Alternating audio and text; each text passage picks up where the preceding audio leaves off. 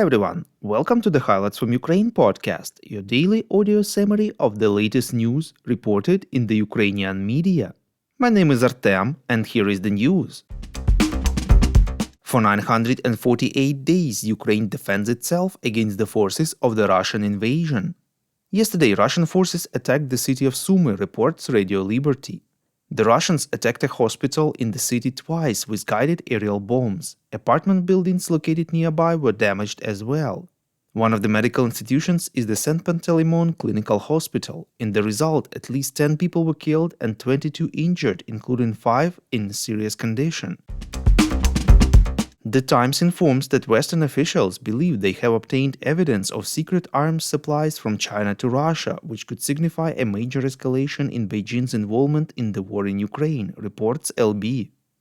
This is about an unnamed Chinese company's involvement in supplying Russia with a range of purpose-built military drones used in Ukraine. The source refused to disclose the company's name, but clarified that the deal to supply drones to Russia was completed in 2023. The official confirmed the Reuters report, stating that Russia has developed a weapons program in China for the design and production of long-range strike drones used in the war against Ukraine.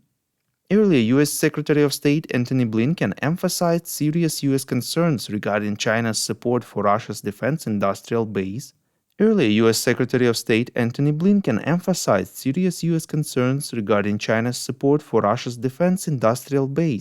talks with Chinese Foreign Minister Wang Yi on Friday, reports NV. He has stated that Beijing's rhetoric on peace in Ukraine doesn't add up.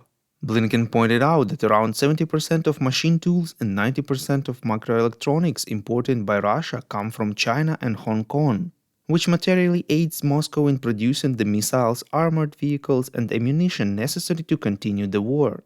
Quote, so when Beijing says that on the one hand it wants peace, it wants to see an end to the conflict, but on the other hand is allowing its companies to take actions that are actually helping Putin continue the aggression, that doesn't add up, unquote, said US Secretary of State. Blinken also added that pressing Iran, North Korea, and China to stop providing weapons, artillery, machinery, and other support to Russia is crucial to achieving lasting peace in Ukraine. We would really appreciate if you could recommend us to your friends and family, as well as share information on social media.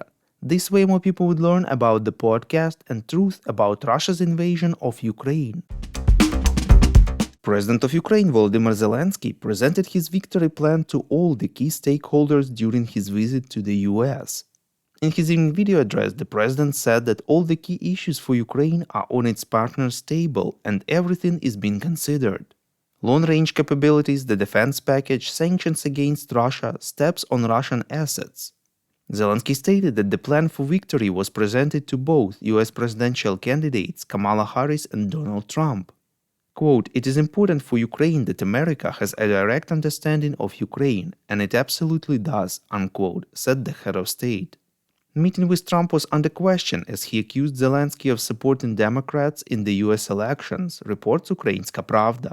After the meeting, the US presidential candidate stated that he supports a fair peace for Ukraine, but did not say which solution to end the war between Russia and Ukraine would be regarded as such.